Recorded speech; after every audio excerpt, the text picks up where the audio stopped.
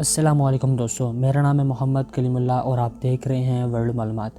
دوستو، آج کی اس ویڈیو میں ہم عالم اسلام کی ایک ایسی خوبصورت مسجد کے بارے میں آپ کو بتائیں گے جس کو آپ صلی اللہ علیہ وسلم نے اپنے ہاتھوں سے تعمیر کیا، جو آج بھی موجود ہے، اور لاکھوں زائرین جب مدینہ منورہ جاتے ہیں تو اس کی زیارت اور اس میں 2 رکعت نفل نماز ضرور ادا کرتے ہیں۔ باقاعدہ اپنی ویڈیو پر جانے سے پہلے آپ سب سے گزارش ہے کہ ہمارے چینل کو سبسکرائب کر لیں اور ساتھ لگے بیل کے آئیکن کلک کر دیں تاکہ نئے آنے والی ویڈیوز آپ کو ملتی رہیں۔ دوستو، مسجد قباء۔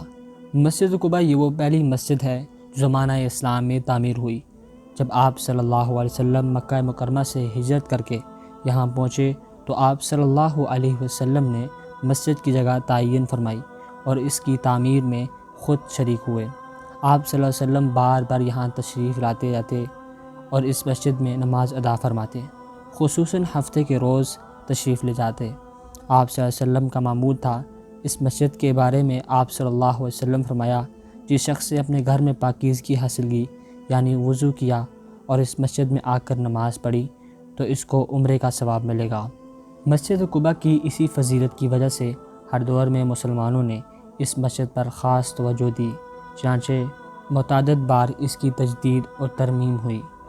آخر میں خادم الحرمین شریفین شاہ فہد نے 1405 ہجری میں اس کی تعمیر اور توسیع کا حکم جاری کیا، چنانچہ پہلے سے کئی گنا اضافہ کیا گیا اور مسجد کے قدیم اہم تاریخی نشانات کی حفاظت کا اہتمام کیا گیا۔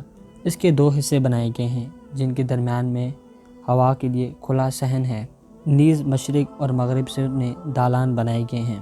مسجد کے چاروں کونوں میں خوبصورت مینار بھی بنائے گئے ہیں۔ دوستو، یاد رکھیے کہ مسجد قباء اسلام کی پہلی مسجد ہے جو آپ صلی اللہ علیہ وسلم نے خود اپنے ہاتھوں سے تعمیر کی تھی۔ مسجد نبوی کے بعد اس مسجد کا اہم مقام ہے۔